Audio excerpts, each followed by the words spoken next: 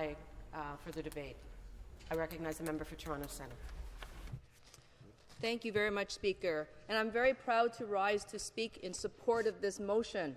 The importance of celebrating Chinese heritage in Ontario, and the NDP is very proud to support creating a Chinese Heritage Month in February.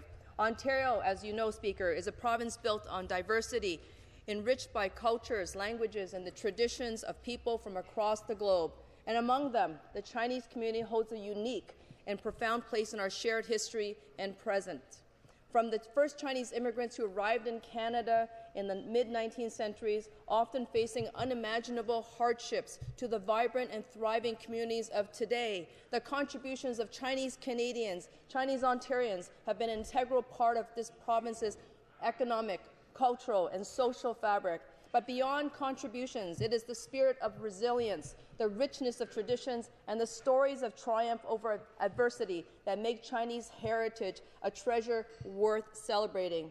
These stories include the construction of the Canadian Pacific Railway, which helped unite our great nation. And for many Chinese workers, it meant a sacrifice of their lives. They also included the tireless efforts of Chinese businesses and families who rebuilt their communities after the discriminatory Chinese head tax and the Chinese Exclusion Act. These are not just stories about the Chinese community, but they are chapters in Canada's history. I'm very proud of the work that the NDP did in Ontario as well as across the country in securing the Canadian apology for the Chinese head tax and Exclusion Act. Throughout history, times of social unrest, economic uncertainty, and public health crisis, we have often seen a surge of anti-Chinese racism. During the SARS outbreak in 2003, Chinese communities in Ontario were unfairly stigmatized. Businesses in Chinatowns experienced significant declines as fear and misinformation spread. The same pattern repeated itself throughout the COVID-19 pandemic, with individuals of Chinese descent and, more broadly, Asian communities became targets of racism, scapegoating, and violence.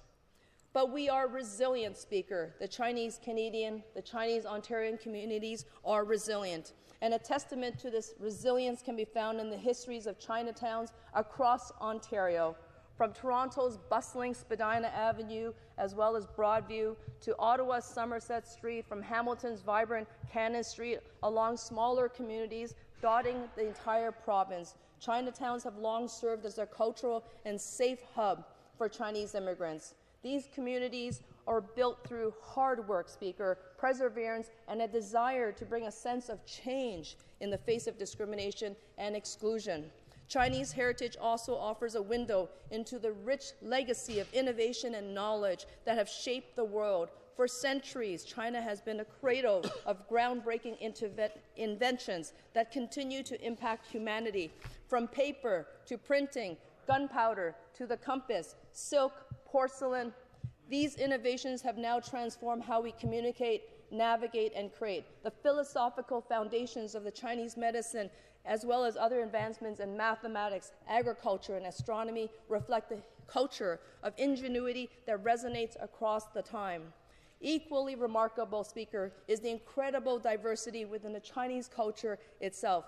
China is a vast country with 56 recognized ethnic groups, each with its own language and tradition and cultural practices. While Mandarin is the most widely spoken language, the rich tapestry of dialects also includes Cantonese, Taiwanese, Hokkien, Toisanese, Shanghainese, and many others that reveal the complexity of the Chinese linguistic heritage. Traditional attire, music, festivals vary from one region to another, showcasing a dazzling mosaic. February, Speaker, is a most befitting month for such a celebration. It aligns with the Chinese New Year or the Lunar New Year. It is the most important and widely celebrated event in Chinese culture and one of the biggest ones in the world. Declaring February in Ontario as Chinese Heritage Month would not only recognize this important holiday, but would also create a months-long opportunity for Ontarians to engage with and celebrate Chinese communities past, present, and future. Thank you, Speaker, for this opportunity. I'm very proud to lend my support to this extremely important bill. Thank you.